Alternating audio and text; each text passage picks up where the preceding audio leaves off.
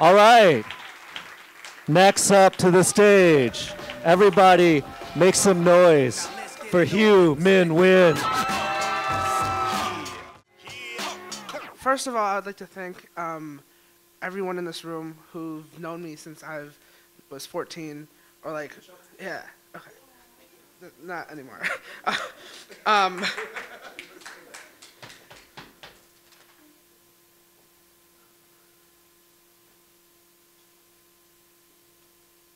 I have 3 cousins who've gotten my grandmother's birthday tattooed on their shoulders.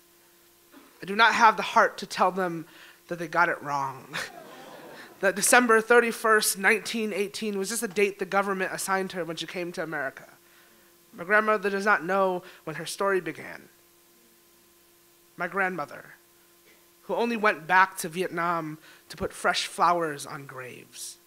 My grandmother, who knew hunger best divided between 10 siblings. When I say hunger, I mean the lack of more. When I complain about growing up lonely as an only child, I'm also complaining about a full stomach and a mouth that has stopped watering. My grandmother had 6 brothers and 4 sisters.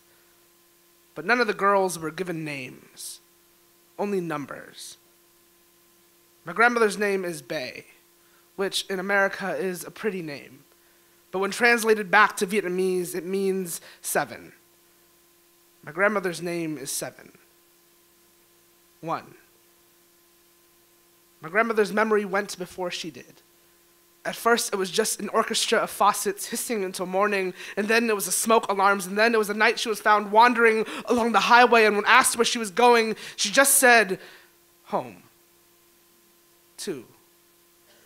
Once, when I was younger, I held a litter of newborn bunnies.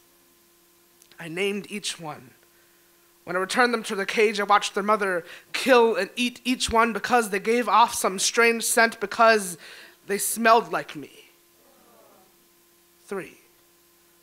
Towards the end, when my grandmother became no longer a woman with sun in her skin, when the hospital light stripped her of all her color, when she became no longer a woman that sang lullabies that harmonized to explosions, instead had her breath coiled into a cacophony of tubes, she kept on calling out for home. Home. I still don't know which home she meant. 4. The last time I went to Vietnam, I half expected the ground to open and swallow me whole. I know I'm lucky enough to have been loved by her, even though I smell nothing like gunpowder. 5, because I fled a house that was not on fire. I belong nowhere near the ocean. Because I know nothing of war, I will not use metaphors that do not belong to me. My parents' divorce is not a war. My grief is not a war. My sadness does not shrapnel. My sadness does not flatten an entire village. My sadness is not a war. War is a war. 6, somewhere, not here, there is a house that does not look like a body.